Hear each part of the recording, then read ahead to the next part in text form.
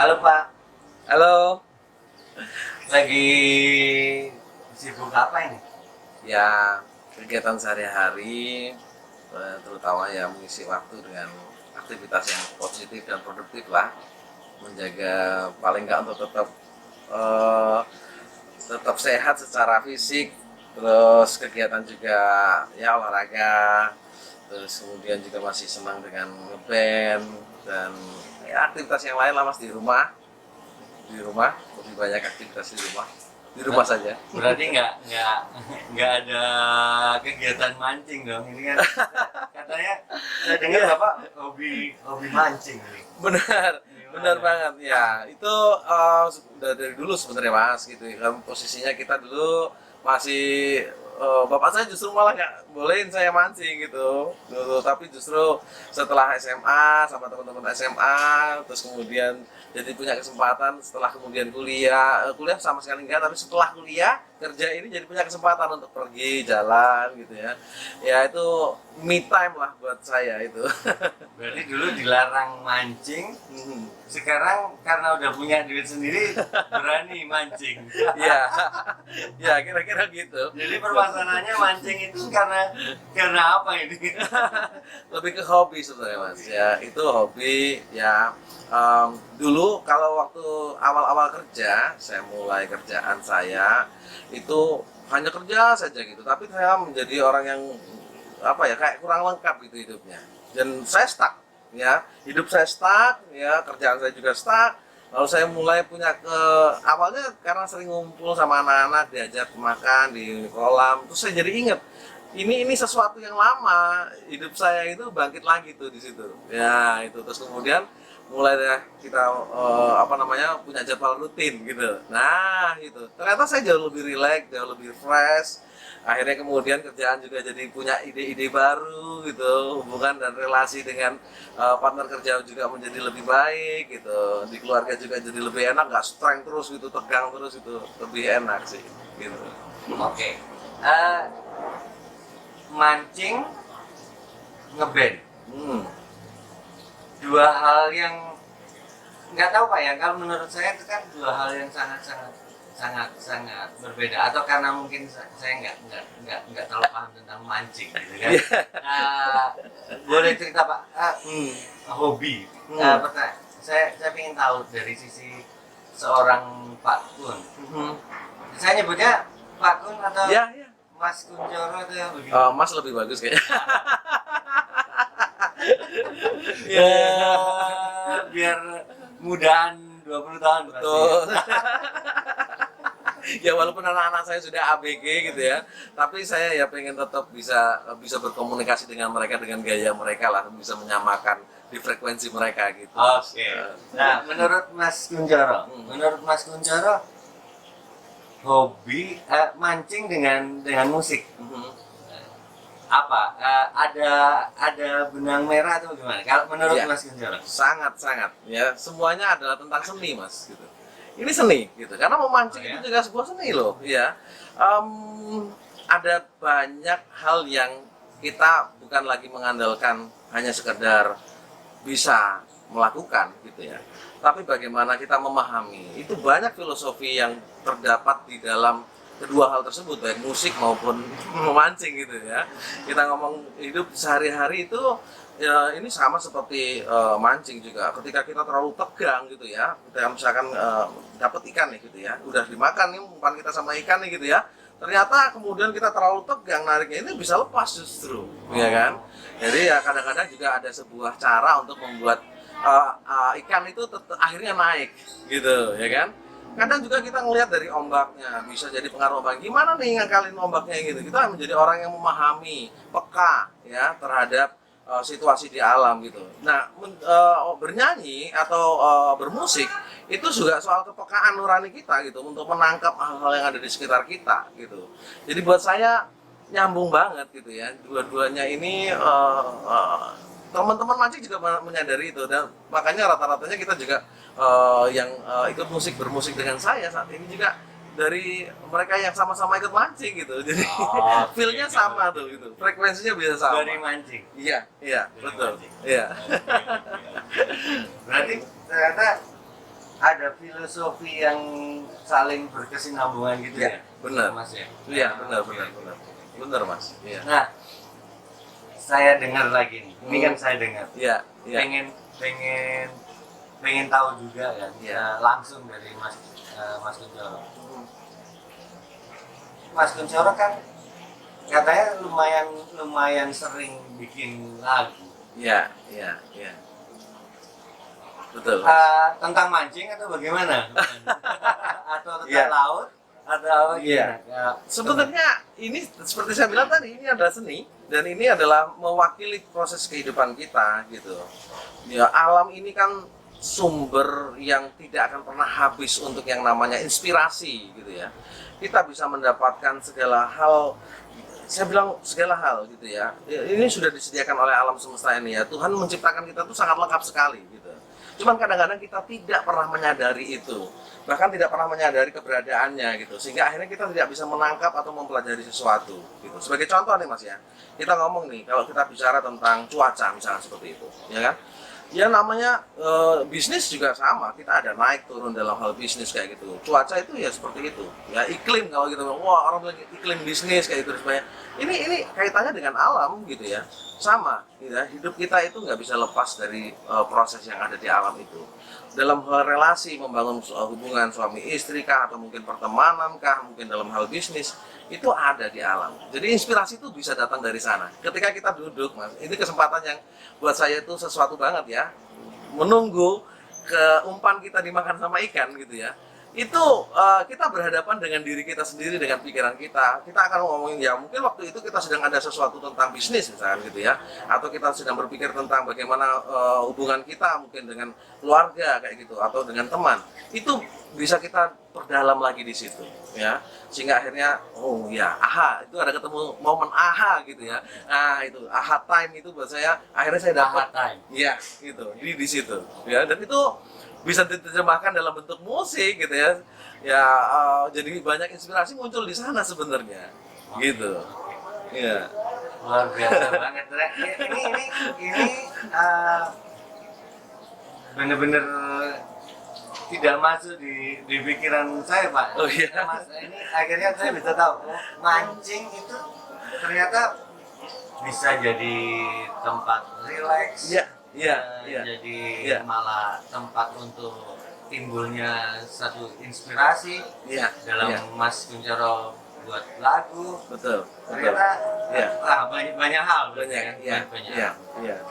Jadi Nah. mungkin kalau ketemu dengan saya, Mas, mungkin kalau Anda akan ngalamin gitu ya. Dalam mungkin 1 jam saya akan ngomong tentang mancing itu bisa jadi sangat banyak kali. Gitu kan. Itu sudah menarik. Saya mau tahu juga nih, Mas. Iya, iya. Ini kan Mas sedang ternyata Mas ini salah satu orang yang lumayan produktif sebenarnya Iya. dalam menciptakan lagu, Iya. mengkompos lagu. Iya. Kayaknya kan songwriter. Iya. Iya. Sepertinya kalau menciptakan itu kan Oh, no. waduh, Itu anugerah, Mas. Iya. Ya, artinya kita diberikan nada. Itu bukan kita yang membuat, nada itu sudah di alam semesta, tapi tiba-tiba itu nyantol di kepala kita. Itu berkah buat saya, itu berkah. Mas, ini kan lumayan produktif. Ada planning. Selama ini musik Mas udah distribusi atau udah pernah dirilis atau Belum pernah sama sekali. Iya. ada rencana untuk mau bikin apa? Iya, gitu? iya. Jadi sebenarnya kalau kita ngomong tentang proses saya menemukan lagu, saya bilang menemukan finding itu daripada creating gitu ya, menemukan lagu itu lalu kemudian mendokumentasikannya itu sudah cukup lama sebenarnya, dari sejak saya SMA dulu gitu ya, dan cukup banyak memang. Ya kalau untuk nggak sadar aja sih gitu, tiba-tiba udah lebih dari 80 lagu gitu yang kemudian ya yang terbentuk gitu ya. Tapi kenapa bisa begitu? Menurut saya itu alami gitu terjadinya, dan karena alami, saking alaminya kadang-kadang ya kembali ke alam. lupa gitu kan, hilang gitu ya kan. Dan saya berpikir kenapa enggak untuk mencoba menjadikan sebuah karya yang kemudian saya bisa nikmati kembali, bahwa itu sebagai sebuah prestasi ya gitu ya. Menemukan itu adalah sebuah prestasi buat saya dan itu berkah. Kalau saya buang itu berkah itu kayak ada seperti ya perasaan dosa gitu ya, perasaan bersalah gitu ya. Jadi saya pikir lebih baik untuk membuat itu dan mengabadikan itu. Dan saya rasa tentunya akan jauh lebih mudah untuk kemudian dilihat ketika memang terdokumentasi secara publish gitu ya, secara umum publik gitu, bisa dinikmati bisa orang lain ya. Ya pastinya kita ngomong ada juga orang yang mungkin melihat yang berbeda, tapi niat saya hanyalah untuk menunjukkan bahwa ini adalah sesuatu yang saya temukan gitu. Apakah itu akan bermanfaat bagi orang lain? Harapannya ya gitu, harapannya iya gitu, tapi saya kembalikan tentunya ke masing-masing mereka ya itu. Dan rencananya gimana? Ya, saya kan ada beberapa teman-teman yang suka mancing nih gitu. Kita sering ya ngeband bareng, main musik bareng kayak gitu. Ya karena memang ya di tempat mancing pun kita juga sering nyanyi bareng gitu ya. Oh. Gitu ya. Kalau di tempat mancing itu kan tempat yang sepi, kita mau teriak sekencang-kencangnya, mau nyanyi sebebas-bebasnya itu kan nggak ada masalah gitu, karena saya mancingnya kan bukan di kolam mas gitu, saya mancingnya itu kan di pinggir laut gitu ya. Yogyakarta ini karakter pantainya kan memang banyak tebing gitu, jadi rock fishing gitu, dan itu tempat yang sepi pasti gitu ya, jauh dari mana-mana gitu, sehingga kita bisa leluasa untuk bernyanyi dan sebagainya. Nah makanya kemudian saya berpikir saya ajakin deh teman-teman ini untuk menggarap lagu-lagu saya ini. Terus kemudian kita bentuk sebuah grup band lah gitu, ala-ala grup lah ya, gitu. Yang penting kita benar-benar mau menjadikan ini secara berarti sudah ada band yang sudah dibentuk. Iya. Tahu nama bandnya apa? Henikun Bay. Bay-nya itu sebenarnya juga ini nama orang sebenarnya gitu ya, dari kumpulan kita nama-nama ini, tapi jadi ciri khas saja jadi seperti pantai karena kita memang anak-anak mancing yang senang nyanyi kan gitu. Anak pantai. Iya. Kalau Henikun sendiri itu artinya apa, Mas? Henikun itu jadi sebenarnya itu adalah singkatan dari nama-nama siapa yang akan main di situ ya. Henning itu adalah adik saya, jadi dia memang dari kecil ya, keluarga kita bapak ibu saya memang seni gitu ya, sehingga di keluarga kita yang namanya seni itu sudah menjadi hal yang umum gitu. Cuman kalau bapak ibu saya kan memang dari seni Jawa gitu ya.